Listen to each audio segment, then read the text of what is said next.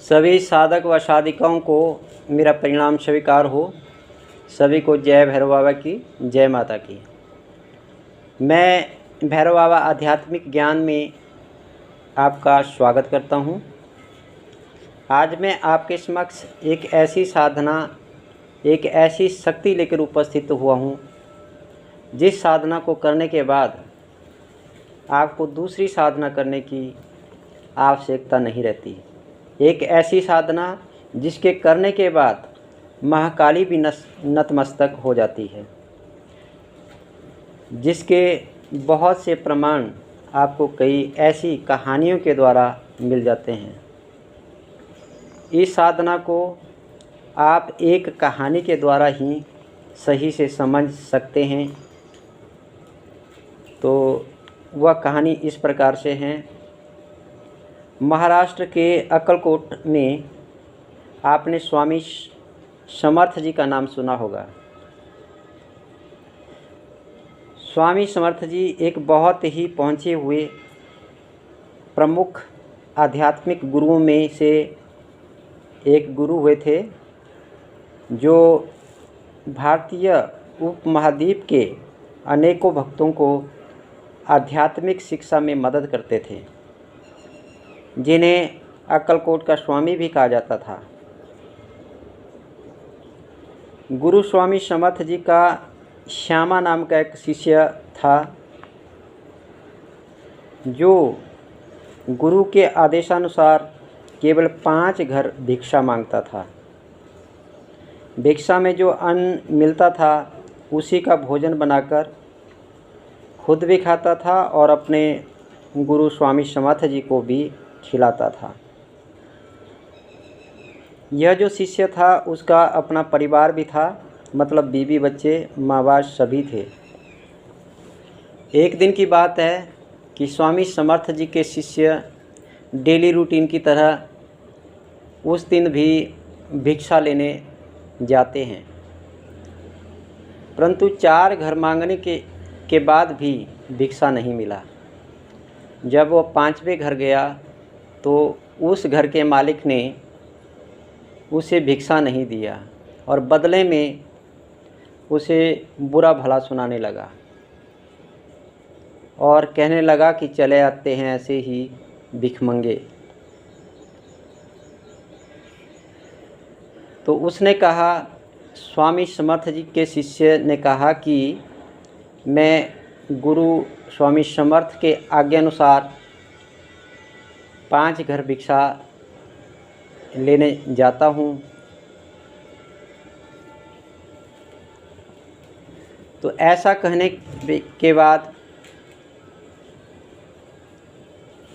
उन दोनों में आपस में विवाद बढ़ जाता है, परंतु स्वामी समर्थ जी के जो शिष्य थे उनको पता नहीं था कि जिस व्यक्ति के सामने, जिस व्यक्ति से वो बात कर रहे थे वह एक महान तांत्रिक है, जिसे काली की प्रचंड सिद्धि प्राप्त थी।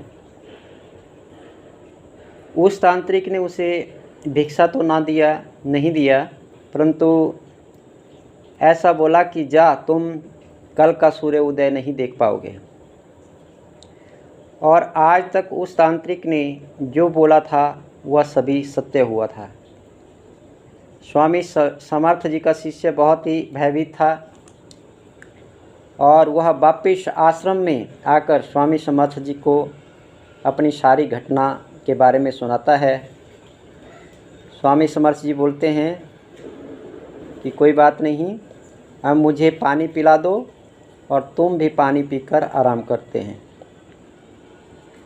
गुरु स्वामी समर्थ जी ने शिष्य को बोला कि आज जो मर्जी हो जाए, आंधी आए, तूफान आए, भूकंप आए, जो भी हो, परंतु आज तुम मेरा पाँव मतलब पैर नहीं छोड़ोगे, यह मुझे वचन दो।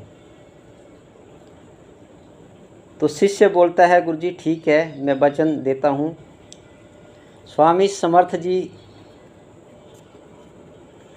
सो जाते हैं और शिष्य ने कुटिया का दरवाज़ा बंद करके अपने गुरु के चरण दबाने में लग जाता है। कुछ ही समय के बाद उसकी माँ बाहर से आवाज़ लगाती है कि हे बेटा चलो, तुम्हारा बेटा बहुत ही बीमार है और कभी भी मर सकता है, चलो जल्दी चलो। वह माताजी से बोला कि हे माताजी, मेरा बच्चा मरे या जिए, मैं अपने गुरु के चरण नहीं छोड़ूंगा। कुछ देर तक माता बिलखती रोती रही, बाद में चली जाती है। फिर कुछ समय के बाद उसकी पत्नी मरे हुए बच्चे को उठाकर आती है और कहती है कि तुम्हारे गुरु के चक्कर में आपका बेटा मर गया है, आप कैसे बाप हो। अब अपने मरे हुए बच्चे का मुख बाहर आकर तो देख लो। शिष्य कहते हैं कि बेटा मर गया तो इसका कुछ भी नहीं कर सकते, परंतु मैंने गुरु को वचन दिए हैं, मैं गुरु के चरण नहीं छोड़ सकता। पत्नी कई ताने देकर चली जाती है। उसके कुछ घंटे बाद महाकाली स्वयं प्रकट होती है और काली कहती है कि हे पुत्र, मैं तेरी गुरु भक्ति से बहुत प्रसन्न हूँ, जो चाहे वर मांग लो, जो भी सिद्धियाँ चाहते हो मैं तुम्हें देने के लिए तैयार हूँ, बाहर आकर जो चाहते हो ले लो। शिष्य कहता है कि हे माता, आप मेरे गुरु के कारण ही यहाँ प्रकट हुए हैं। मैं अपने गुरु को वचन दिए हूँ कि मैं सुबह तक आपके चरण नहीं छोड़ूंगा, इसलिए मुझे सिद्धियाँ नहीं चाहिए, आप कृपया चले जाएं। इसके बाद काली भी अदृश्य हो जाती है और इसी प्रकार सुबह हो जाती है।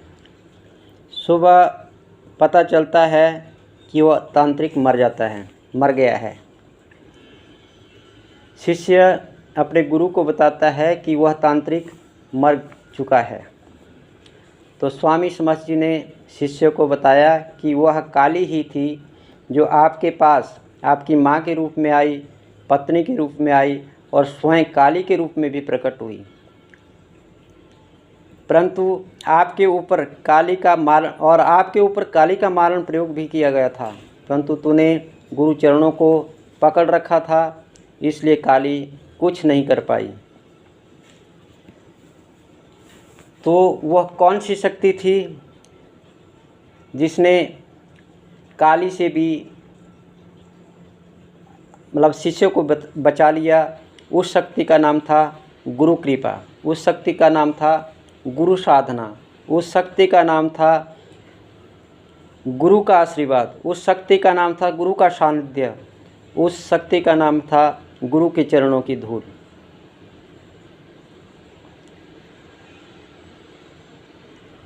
और इस साधना को आप कुछ दिनों में नहीं, कुछ घंटों में नहीं, कुछ क्षणों में ही प्राप्त कर लेते हो। वो कैसे? अपने आप को गुरु के चरणों में समर्पित कर दो, न्यौछावर कर दो और गुरु ऐसा नहीं देखना है कि वो काला है, गोरा है, छोटा है, बड़ा है। जो भवसागर से पार उतार दे, जो अंधकार से प्रकाश की ओर ले जाए, उसी को गुरु कहते हैं। तो एक ऐसी साधना है जिसको आप कर सकते हैं और इस साधना को करने बाद कोई भी साधना करने की ज़रूरत नहीं रहती। इसी के साथ सभी को जय माता दी, जय भैरव जी, जय गुरुदेव।